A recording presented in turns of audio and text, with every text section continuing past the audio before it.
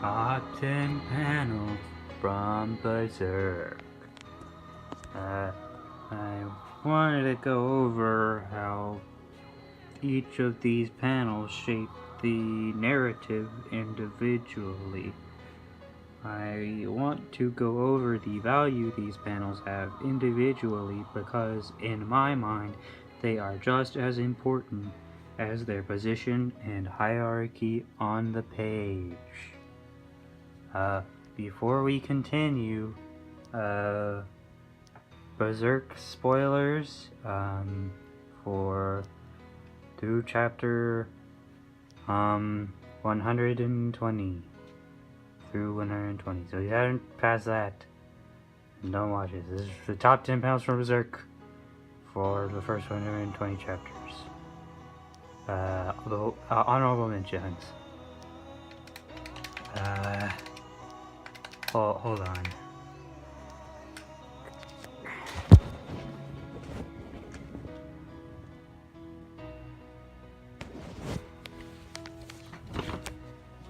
Okay. Honorable mentions. This one. This one. This one. You can't even see that one. Yeah, this one. That one. This one. That one. This one. That's pretty good, huh? That one, but just the eyeball part. As you can see, there's a splitting panels there, so just the one on the bottom left. This one. This one. This one. This guy getting his head chopped. It's pretty cool. This one. It's young Berserk chilling out. This is sad Berserk. This is sad girl lady Berserk. This is helmet brain guy. This one I just wanted the middle panel but didn't crop it out, I guess. This one, that's pretty good. This one. This one is actually really good. Because there's a sort of diegetic pointer exaggeration arrows going on, but that's actually the hay. Like the lines drawing towards and out from him. Like you see those in comics, but it's clever because it's diegetic here. It looks kind of, menacing, even more so with the line, but that's just hay, so it's real. In the beginning, we got this one. It's a bunch of, hold on, let me zoom in. Oof. Got a bunch of monsters. Looking pretty cool. Kentaro Miura is good at portraying sort of chaos. This is number 10, but we have a tie for number 10, which is this one. This panel on the right. It's a bunch of war guys. It's really good. Chaos.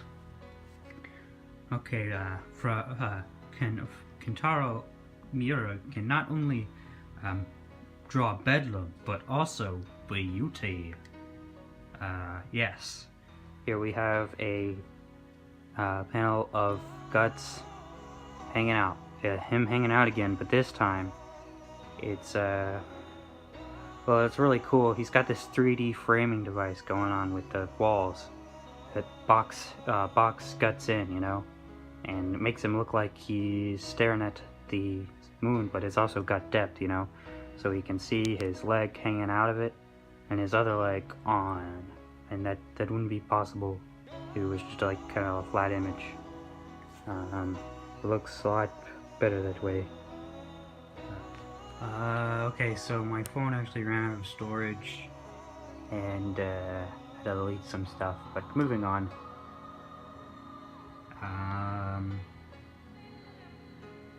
So this one is pretty good. It's a lot smaller, but as you can see, it's very cinematic. He's sort of following the rule of thirds here, but we've sort of got three ways he's highlighting the characters here, which is one, this shade, this cobblestone, this cobblestone, and then we got what separates the characters, the monsters and guts, is this big black line right there, and then on the other third, we got the monsters, looking pretty sick.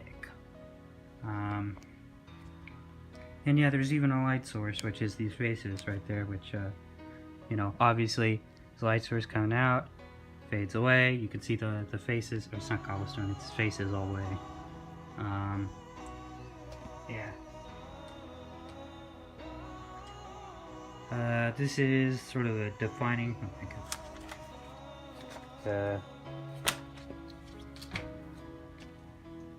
this is a defining character moment for Griffith.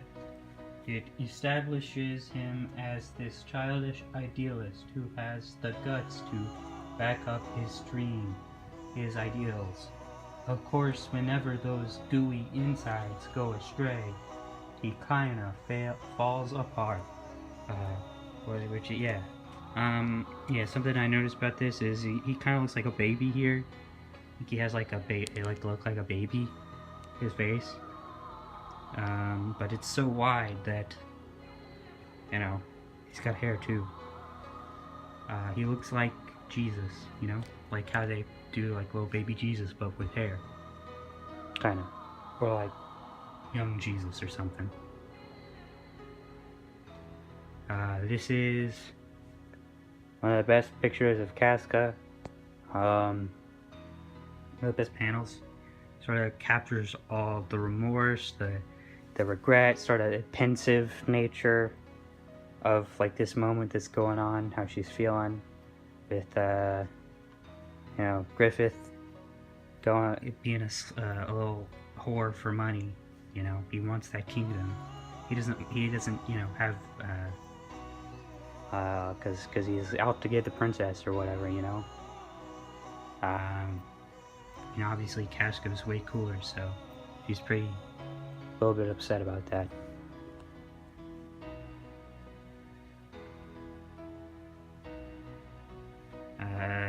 Here, this one, like, the first time I saw it, blew my fucking mind. Look at it, it's so good. So we got Guts way down there, and the eyeball looking at him. Right, but the thing about this that's so impressive is that it's a really impressive vertical panel. And you don't see a lot of really cool vertical panels like this. Like, Taro Miura does like a lot of sweet paneling, which is hence the video. The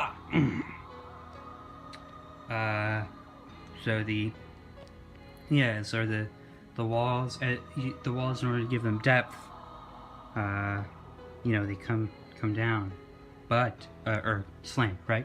But that also works as a way to draw a line right here, which is what he does with the shadow, towards Guts. It also looks like it's almost like it's closing, you know, like it's gonna smush him. And then we have the eye, which comes down straight and actually is going to stab him, because look, that's sharp. Yeah, and that's pretty obvious, but the fact that it communicates to you that it's like, this is a much smaller panel, obviously wouldn't be blown up like this, so, but it communicates clearly what's going on here, you know. This that guy's watching him, he's gonna get him, he's about to get attacked. Guts is, you know, he's also kind of trapped. That's the point, he's trapped and he's tiny in comparison to like the large amount of space here. He's tiny. Who? This one is actually kind of really small. Was really small, but this is one of my favorite ones. This is right after Guts is he kills a guy and then he kills like a little boy or whatever. And he's like, damn, I suck. I killed a little boy. But you know, he's reminiscing about his past. And he's thinking, you know, he could have been that guy. He could have been the little boy. But it's portrayed in obviously a much more clever way. And sort of the way that situation ends is he's trapped and surrounded by these stone walls, which is what was going on before, obviously. But this is a different situation. But he is in. There's no relief in this panel. There's no way out. You know, like back there. Look at how dark it is. Could be illuminated, but it's not. And then the water here highlights Guts, but yeah, highlights him. But there's no relief in this page. There's no way out. There's no light source. It's like a fake light source that's coming from the water, and it's just there to highlight him. And sort of, Guts is drawn as in much detail as the rest of the era. You know, it's like he even though he's kind of lit up, right? He's not any more important than his surroundings. So it's like, damn, dude. He's just there. Excellent. This one, I guess, is kind of cheating. This is like a one-page panel, but it looks pretty good. So you can't tell on the captured camera. But that glowing thing up there is Griffith, and yeah, this one is just really clear. With you know, Guts is below him.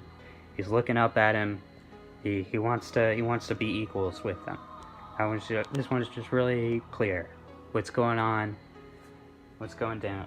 Though, if someone wants to explain the imagery of the stars, there, I guess it's stars, you know. Like, why are those there? What's the meaning? What do they represent? I don't know. But it makes sense that they're there. Alright, this one is also cheating because this is a 2-page spread and it's made up of a bunch of panels, but I didn't want to crop it out because. So, this guy, and I would say this one is the panel I picked right here, which is his face, his eyes, and as like his body, his head is filled with the horror of what's going on. And he's seeing it too, and his eyes are like overlapped all over that human suffering. It's really sweet. I don't think anything, you know, it really needs to be explained all that much.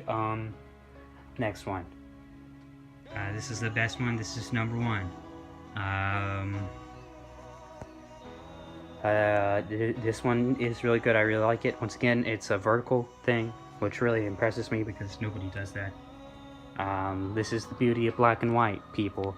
Casca is a brown lady, but because that shade is like similar to blue in black and white, he can put her over the sky, and it makes perfect sense. Makes perfect visual sense. It wouldn't if this was colored, it wouldn't look as good. Yeah, that's the point. She's in the sky. She's you know, she's up above everything, but look at down below. She can't stop Guts walking away. She feels pretty kind of sad about that. This is a really nice moment in the show, or the manga, not the show. Okay, that's it. Top 10. That's top 10. Top 10 panels from Berserk for the first 120 chapters. It hurt me.